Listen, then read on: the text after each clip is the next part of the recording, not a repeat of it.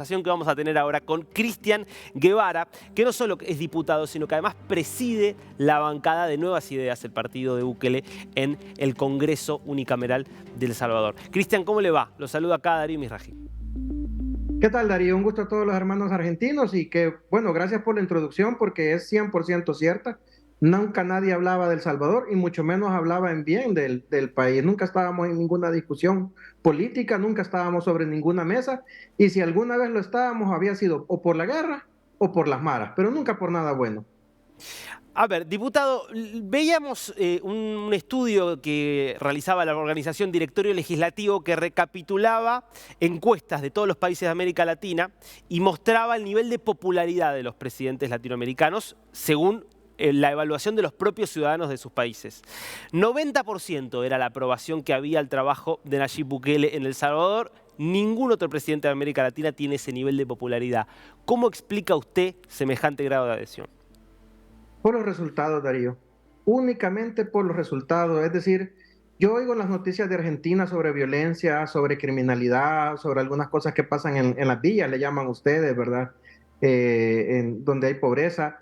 Pero multiplica, y lo digo con toda humildad, multipliquen los problemas de Argentina que tienen en delincuencia y multiplíquenlo por 100. Así era El Salvador.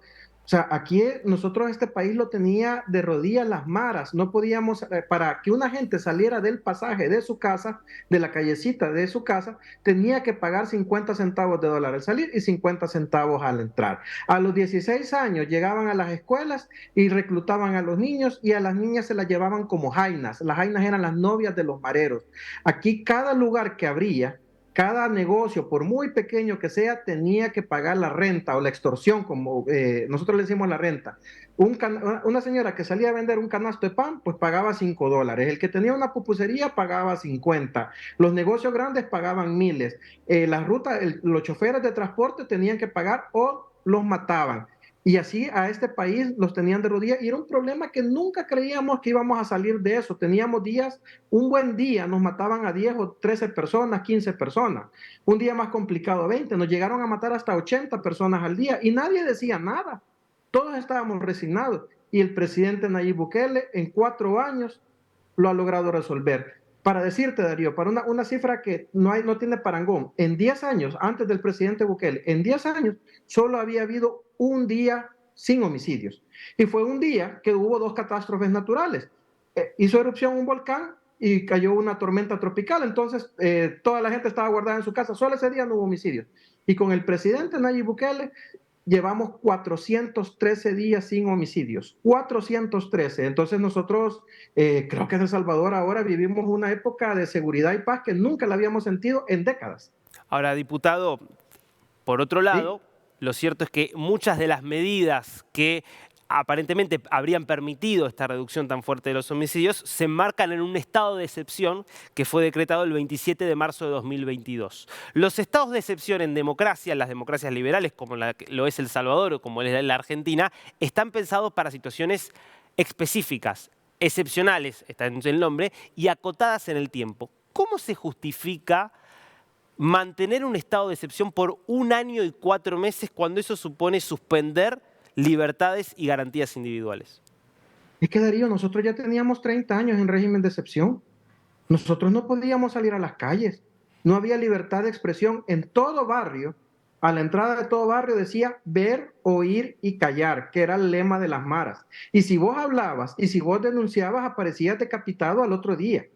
O sea, ni siquiera libertad de expresión teníamos. No teníamos libertad de movilizarnos. Si no te repito, para salir de la casa vos tenías que pagar y para entrar tenías que pagar. Y si te decían te vas de tu casa al otro día, tenías que salir corriendo y dejabas tu vida atrás.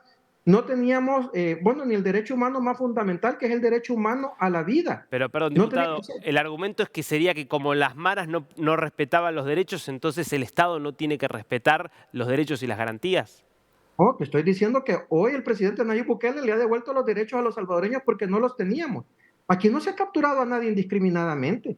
Aquí era bien fácil identificar quién era pandillero y quién no lo era. Porque la gran mayoría de los pandilleros tienen placazos en su cuerpo que son tatuajes alusivos a la mara. Es como que te tatuaras ETA en España o te tatuaras Al Qaeda. en Estados Unidos, o te tatuaras ISIS en Francia, o te tatuaras los Zetas en México. Pues ellos se tatuaban aquí, mostraban su símbolo de pertenencia.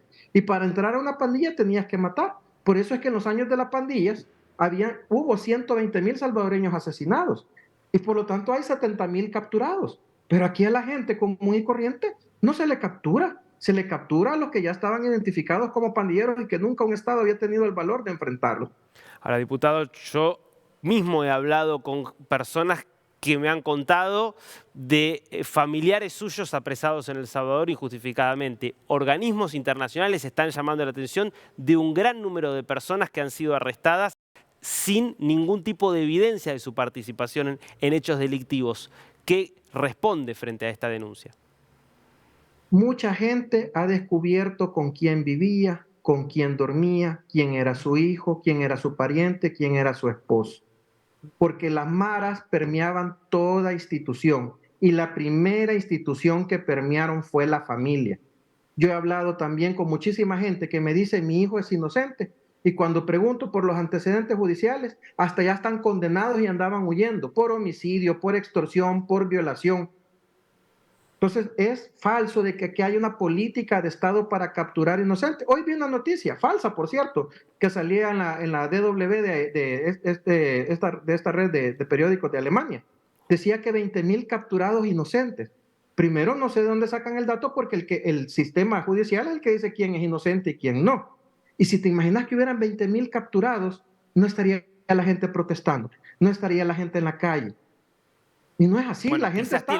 quizás tiene miedo la gente, porque si no hay garantías de que si uno es Darío, tú me arrestado has pueda dicho que el recibir un juicio 90%, justo, por ahí tiene miedo de salir a protestar.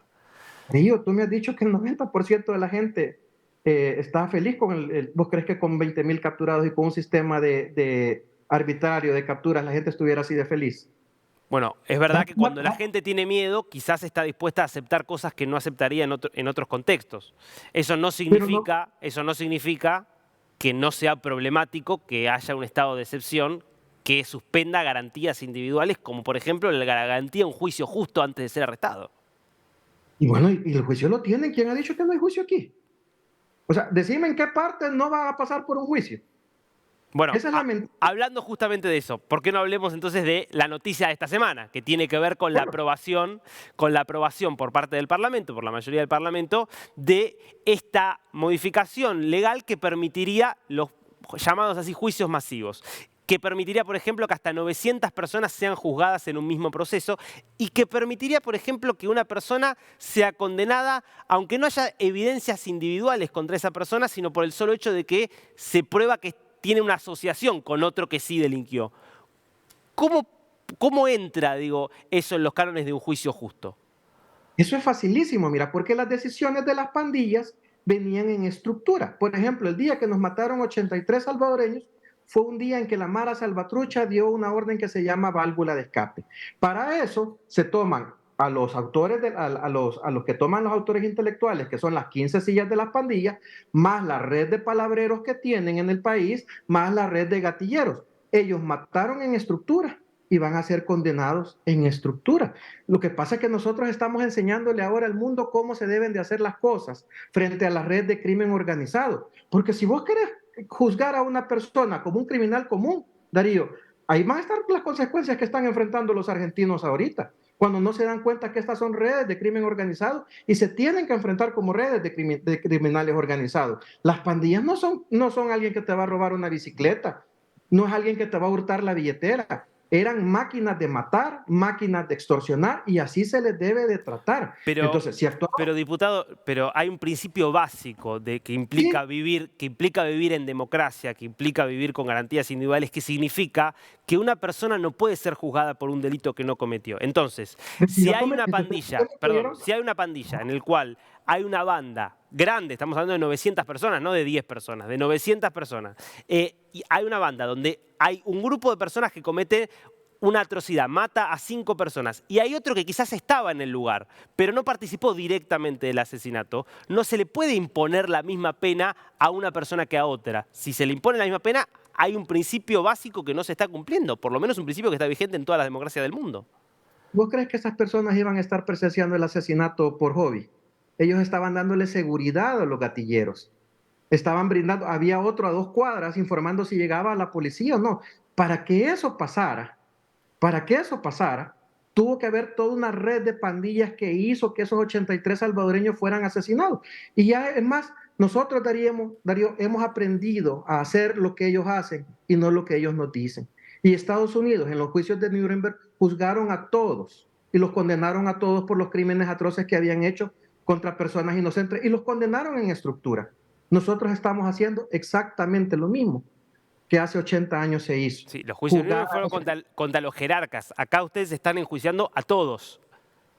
No, estamos comprobándole el crimen a la estructura de la pandilla, te dije, y a los palabreros que son los que dan los líderes. Es que las pandillas eran un ejército, Darío. Ahí nada funcionaba que no era de manera vertical. Cristian. O sea, la cifra de los 900 te la has sacado vos de la manga. No sé de dónde te la has sacado. Bueno, el ministro de Justicia habló de que se podría haber un proceso de hasta 900 personas al mismo tiempo. Por eso yo dije, estoy hablando de 900. Entonces, cuando hay un... Pero aquí era fácil comprobar que las pandillas para que... Te lo voy a explicar en términos técnicos si eso querés oír vos. Hay autores mediatos y hay autores materiales. El autor mediato es el que da o el que planifica la muerte. Entonces, ¿qué es lo que pasaba aquí? Ellos tomaban la decisión 15 personas, que eran las sillas, pero solo uno daba la orden de matar y los otros 14 no eran responsables de la decisión que habían tomado otros, aunque el otro matara. Entonces, fíjate qué fácil es estar hablando de los derechos de los criminales, pero no le has dedicado ni un minuto al derecho de las víctimas. No, se trata de los derechos de todos, porque si es criminal o es víctima lo tiene que decidir la justicia. De acá se trata de defender los derechos de todos, esos son los derechos humanos. Pero no tenemos mucho tiempo, quiero irme a otro tema que me parece también importante conversar. Reelección de Nayib Bukele. Yo quiero mostrarle nada más a nuestros espectadores que no tienen por qué saber lo que dice la Constitución salvadoreña. Artículo 154. El periodo presidencial será de 5 años y comenzará y terminará el día 1 de junio sin que la persona que haya ejercido la presidencia pueda continuar en sus funciones ni un solo día más. Muy claro el texto, si una persona está ejerciendo la presidencia, ejerce la presidencia o ha ejercido la presidencia, no puede continuar como presidente. Otro artículo de la misma Constitución, el 74, va más allá, dice, pierden los derechos ciudadanos, primero, segundo, tercero, cuarto, pierden los derechos ciudadanos los que suscriban actas, proclamas o adhesiones para promover o apoyar la reelección o la continuación del presidente de la República o empleen medios directos encaminados a ese fin. No hay duda de que la Constitución prohíbe la reelección. Quiero que me explique entonces cómo puede ser que se presente a la reelección el presidente Bukele. Te falta leer más, Darío. Te falta leer más. Creo que no conoces nuestra Constitución. El artículo 152 de la Constitución dice: no podrá ser candidato a presidente de la República el que haya desempeñado la presidencia de la República por más de 6 meses consecutivos o no durante el periodo inmediato anterior o dentro de los últimos meses anteriores al inicio del periodo presidencial. Si el presidente Nayib Bukele pide permiso el 1 de diciembre, se cumple ese artículo de la Constitución, que es la norma habilitante, y puede participar. Toda la red de medios mentirosos que tiene Soros, que tiene pagado el gobierno de Estados Unidos, te van a leer los 6 artículos que les interesan, pero no les va a leer el artículo principal, que es el 152. Y para entrar a un lugar no necesitas 7 puertas, sino una para poder entrar, ¿verdad? Entonces nosotros, basado en la resolución de la Sala de Constitución, Sala de la Constitucional, que es la máxima norma de este país, y haciendo la interpretación de este artículo, le permite al presidente Nayib Bukele hacerlo, así que es legal. Ahora, estamos diciendo que hay un artículo que está en clara contradicción con esto que usted está diciendo. O sea, ¿y cómo se explica el artículo 75 entonces? Que dice que los que promuevan la reelección del presidente de la República pierden los derechos de ciudadanos. ¿Cómo me explica la presencia de ese artículo de la Constitución? ¿O cómo me Facilísimo. Sí. Facilísimo, porque cuando el 1 de diciembre que él pida licencia, no va a ser presidente de la República. Va a ser candidato, pero no va a ser presidente.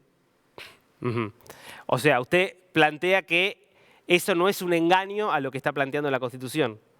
¿No? Y te van a decir todavía esta red de medios mentirosos de que es una resolución de una sala que nosotros pusimos, que también es mentira, porque esa resolución es de una sala del 2015, donde Nayib Bukele era alcalde de un pueblecito muy pequeño, ni pensaba ser en presidente, ni existía mi partido, ni estaba ni un diputado de nosotros, y esa sala la habían puesto ellos. Esa resolución es del 2015. Entonces, ellos permitieron eso y el presidente Nayib Bukele lo ha hecho de forma legal. Ningún otro presidente desde que volvió la democracia a El Salvador se ha presentado a la reelección. Digamos, no es una cuestión del Salvador, en todos los países de Centroamérica, salvo Nicaragua, que es una dictadura, no se permite la reelección. Porque Evidentemente todos los hay una interpretación muy particular que se está haciendo aquí de la democracia. lo particular es que todos los presidentes de El Salvador andan huyendo. No han salido buscando la reelección, han salido buscando refugio. Mira, ¿dónde está Mauricio Funes? En Nicaragua. ¿Dónde está Sánchez Serén? En Nicaragua. ¿Dónde está Antonio Zarca? En la cárcel. Entonces, para entender bien, diputado, para entenderlo bien, desde su punto de vista entonces, si el presidente, siempre y cuando 6 meses antes de la elección, se tome licencia o renuncie, eso le permitiría volver a presentarse de forma indefinida a la presidencia. No, porque te dice que es un solo periodo, la resolución sería solo un periodo más, o sea, 2 periodos consecutivos. Y Darío, fíjate lo que hacen los otros países, ¿por qué nos tienen que decir a nosotros en Latinoamérica lo que hacer? Biden va a reelección. Pero la Constitución establece claramente, no hay ninguna discusión. Acá los No te constitucionalistas salvadoreños, no los medios de comunicación, son los constitucionalistas salvadoreños los que están diciendo que no se puede la reelección. No, Hay los constituciones que permiten la reelección y constituciones que las que no. Los constitucionalistas del Salvador, que es la sala de lo constitucional, acaban de decir que sí, no acaban. Lo dijeron en el 2000. Los profesores de Derecho, hemos hablado con uno esta semana y hay la gran mayoría de los profesores de Derecho, le estoy diciendo, no los funcionarios de gobierno, los profesores de Derecho dicen que eso no está permitido. En Estados Unidos la Constitución lo permite abiertamente y nadie lo discute. Mencioname a ese profesor y te voy a asegurar que está vinculado a un partido político de la oposición. No tienen credibilidad. En este país, tal vez vos lo acabas de conocer y vos pensás que él tiene credibilidad, pero no la tiene. ¿Me entendés? Te lo aseguro. Además, nuestro vicepresidente es uno de los constitucionalistas más respetados de este país. Y él también ha afirmado técnicamente las razones por las que el presidente Nayib Bukele puede optar a la reelección. Es que no es un tema de que está en discusión, Darío. O sea, ya está aceptado, avalado, incluso por el Tribunal Supremo Electoral, que ni lo hemos puesto nosotros, lo han puesto los otros partidos. Perdón, los miembros de la Sala Constitucional fueron desplazados por el gobierno Yo dije el Bukele. Tribunal Supremo. Yo dije, acabo de decir del Tribunal Supremo. Bueno, pero los miembros de la Sala Constitucional fueron desplazados porque de hecho hubo un conflicto de poderes muy grande en la primera parte del gobierno de Bukele, cuando la Sala Constitucional, por ejemplo, trató de frenar muchas de las medidas que se habían tomado durante la pandemia. Darío, te estoy diciendo que en el 2015 dieron esa resolución de que era el periodo inmediato anterior. No estaba Bukele ni como presidente. Pero perdón, ¿los miembros de la Sala Constitucional no fueron reemplazados durante el gobierno de Bukele? Sí, yo fui de los que di el voto. ¿Cómo? Pero yo fui del que lo di el voto para quitarlo, sí. Ah, bueno, por eso. Entonces, los miembros actuales de la Sala Constitucional fueron desplazados y fueron nombrados por Bukele. Entonces, no diga que no se puede plantear que son gente de la oposición. Te estoy diciendo, es del 2015 los que tomaron la decisión, 2015. Restale 8 años a tu historia, lo que te han vendido. Restale 8 años y vas a entender ahí, porque no es lo que yo acabo de llegar. Yo tengo 2 años de ser diputado y mi primera acción fue quitar a esa gente. Sí, pero si te estoy diciendo que en el 2015 yo ni era diputado, nadie de nosotros era diputado, eso tomaron la decisión antes. Igual. Esa parte no te la he contado. No, me la han contado. Esa es su particular versión de la historia. Muy diferente es la versión de, insisto, no de los miembros de la oposición, sino de los constitucionalistas que se dedican a estudiar derecho. Nombrame uno. Yo te acabo de nombrar al vicepresidente con nombre y apellido, Félix Ulloa. Decime el tuyo y te voy a decir a qué partido está vinculado. No es cuestión de acá andar enviando nombres. Sí le puedo decir Human Rights Watch, le puedo decir Amnistía Internacional, le puedo decir infinidad de organismos internacionales que tienen constitucionalistas que están cuestionando muchas de estas medidas. Esa es la misma gente que ha defendido a las pandillas. No defienden a las pandillas. ¿Cuándo han defendido a las pandillas? Lo que plantean es que hay que respetar los derechos humanos de todos, sin importar si uno es delincuente o no. Decime cuándo se pronunció Human Rights Watch cuando nos mataron 83 salvadoreños y no tenían derechos ellos, solo los tenían los criminales. Para eso sí se han pronunciado. ¿Sabes lo mejor que nos ha ido, Darío? ¿Sabes lo mejor que hemos hecho? No hacerle caso a esa gente. La mejor decisión que hemos tomado como salvadoreños es escuchar a los salvadoreños y no escuchar a esa gente que está desde oficinas lujosas en Washington, que nunca han tocado una villa de pobreza, que nunca han hablado con una víctima. Si te contara las 3 historias que yo tuve ayer en mi oficina, en esta misma oficina, te aseguro que no le das la razón a nadie de esos de Human Rights Watch. Gente que quedó con su futuro destrozado. Aquí te estoy diciendo ayer, 5 de la tarde, tuve a una de las víctimas que sobrevivió de la masacre del Bugen mexicano.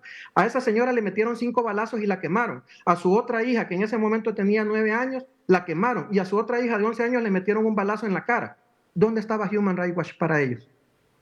Diputado, Preguntarle dónde. si usted tuviera, no sé si tiene hijos, pero no importa, digo, si usted tuviera un Tengo dos. hijo, si usted tuviera un hijo y su hijo tuviera un problema legal, ¿a usted le daría tranquilidad que fuera juzgado bajo un sistema en el cual la policía puede poner preso a la gente sin una orden judicial y después su hijo puede llegar a ser juzgado junto a decenas, cientos de otras personas y quizás su hijo solamente estuvo en el lugar equivocado, en el momento equivocado y por eso termina con una condena? ¿A usted eso le daría tranquilidad? Darío, a nosotros ya como familia nos condenaron. Estados Unidos nos condenó y nos quitó la visa y mis hijos nacieron en Estados Unidos. Y mi hijo es uno de los pocos casos en el mundo que nació con cáncer. Yo a la semana sabía que mi hijo tenía cáncer en la pierna izquierda, tenía un fibrosarcoma y nos impidieron seguir con el tratamiento en Estados Unidos a pesar de que mi hijo nació allá. A mi hijo lo juzgaron y lo trataron como criminal a los 4 años de forma injusta. Nosotros como familia también hemos hecho sacrificios grandes para que este país tenga en paz. Entonces yo ya sé lo que es que te juzguen de forma injusta y no es lo mismo lo que están haciendo con las otras gentes. Las otras gentes han tenido oportunidad de defenderse, ir a un sistema judicial, presentar pruebas. Yo no tuve. Y a mí Estados Unidos me condenó como un violador de derechos humanos y como un corrupto cuando no tengo ningún proceso abierto en ninguna parte y puso en peligro la vida de mi hijo. Y yo nunca tuve oportunidad de defensa. Aquí cualquier persona que está que ha sido detenida por el régimen tiene la oportunidad de defenderse, ir a un juicio, presentar las pruebas y en muchos casos creo que lo que va a pasar es que les vamos a hallar más. De homicidios que no sabíamos, extorsiones que no sabíamos, porque los salvadoreños estamos denunciando con mayor valentía. Así que te juzguen de forma que no te den pruebas, ya lo hemos vivido, Darío. Solo que no de la forma que vos pensás. Diputado Guevara, muchas gracias por este tiempo con DNews. No, ya sabes, a la orden.